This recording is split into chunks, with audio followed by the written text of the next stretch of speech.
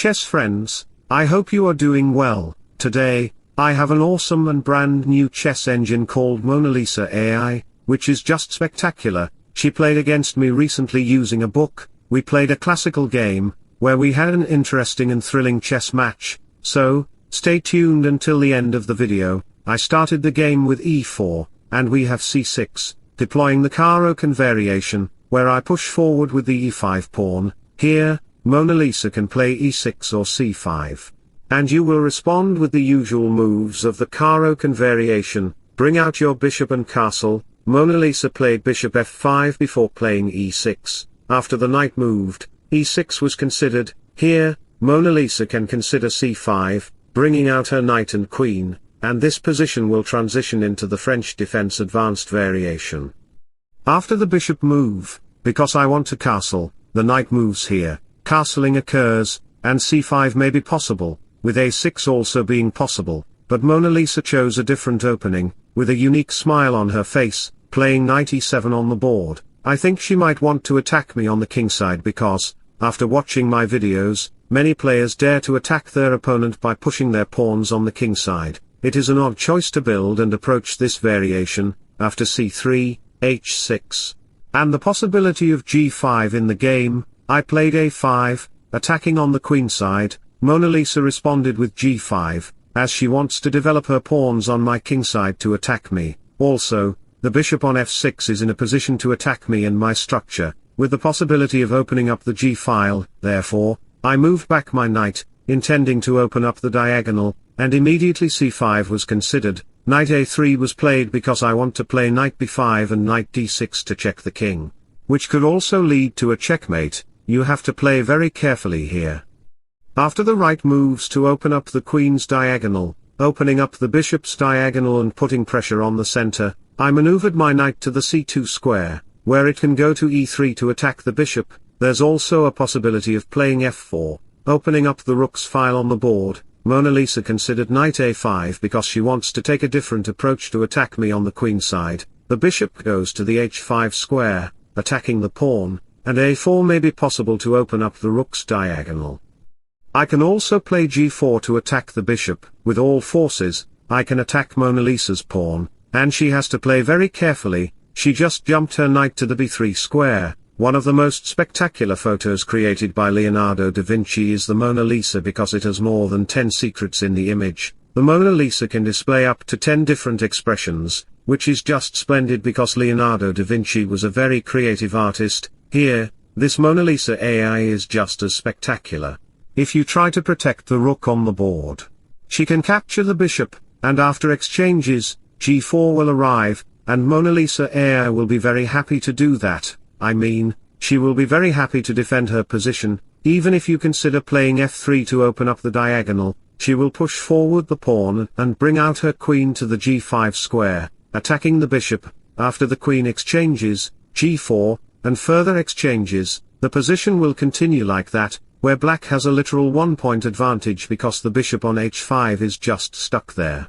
Although the material is almost equal.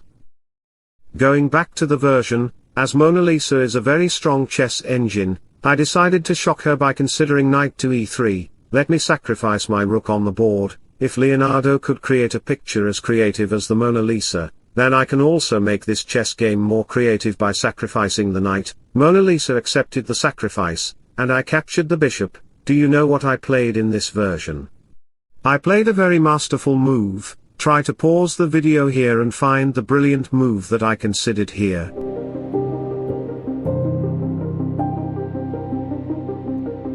The move that I considered was pawn to e6, attacking the king side on the f7 pawn. Even if you try to protect your knight, I can capture the pawn, forcing the king to move, and then I can capture the c5 pawn, trapping your king in the center of the board. After a few moves together, you can see that my knight will dominate the center. The bishop will come to the e3 square, forcing the queen to retreat to the c7 square, where I can capture the knight. f4 followed by bishop d4 will arrive, putting pressure on the knight. After the bishop move, queen a3 check, followed by bishop e5, will occur in the game, trapping the queen. I can play knight to d4 to consider knight f5, putting pressure on the bishop on the e7 square. and the position will be in my hands because my knight has the potential to dominate the center like the forehead of the Mona Lisa, which is very creative. If you look at the Mona Lisa's face with different emotions like anger, happiness, pleasure or joy, you will observe that her face also reflects different attributes of anger, jealousy, hate, loveliness, friendliness, and smiles. That's the creativity of Leonardo da Vinci in the portrait, and it mirrors my creativity in chess. You can see how my knight dominates the center, paralyzing the entire board. Returning to the position, we discovered that protecting the knight from the pawn attack is a very bad choice. That's why we have c4, blocking the position. Mona Lisa wants to escape her knight, and she may want to escape to the d7 square, but first, you may capture the pawn on f7. After the king moves, the knight goes here, and noticing your knight is under attack, many players might think of protecting it. After you protect it, I can sacrifice my knight on the g5 square, which is why I am a world champion.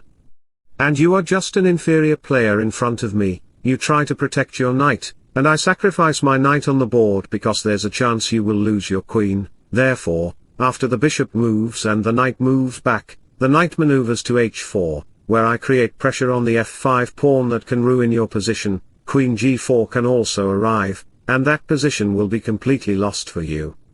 And if you are not a voice in art, I mean, if you're not experienced in art, then you might look at the Mona Lisa's face and think it's just an ordinary image. Like in chess, if you dare to ignore my attacks and think that I cannot make any progress, or if you try to protect your king, I can immediately checkmate you with knight g6, delivering the bishop and knight checkmate. And don't think Mona Lisa is an ordinary woman, she is truly a woman of wonder. Therefore, in this position, we have knight to b3. Trying to protect a knight, I cannot capture your knight on d7 because my bishop would be hanging there, so I joined my rook and played queen c2 on the board, attacking the pawn. Here, you might think of playing f4, but that would be a very bad choice for you. Do you know why? Because I am the world champion, and you are an inferior chess player in front of me. I can sacrifice my bishop on the f4 square, and after you capture it, I can move my queen up to g6, attacking your bishop. After the bishop moves, knight captures on d5 will arrive, and I am attacking the pawn, threatening queen f7 check. The rook is seizing control over the e-file. After the king moves, queen check will appear on the board, and with the combined attack on the b7 pawn, your position will be devastated. You would need to consider queen d7, allowing me to capture your bishop, and the position would be firmly in my control. So, let me share an inspirational quote in sudden with you. Sometimes, life will kick you around, but sooner or later, you realize you're not just a survivor, you're a warrior, and you're stronger than anything life throws your way. Alright, going back to the position, we discovered that playing f4 would be a very bad choice. That's why Mona Lisa here considered knight to f6, trying to defend her position. I considered knight e5 because there is a hole on the g6 square, allowing me to punish your weakness. We have knight takes c1, then knight g6, followed by the king moving, and I captured the knight. In this position, the king is located in the center of the board. See how I will create a more spectacular and wonderful image than Leonardo da Vinci, but Mona Lisa responded that it's impossible, as she is the best image in the world. She tried to sacrifice her rook on the e8 square, asking me to capture it, but no, I won't capture your rook because, after exchanges you would be left with two minor pieces while I would have only one, which would be advantageous for black.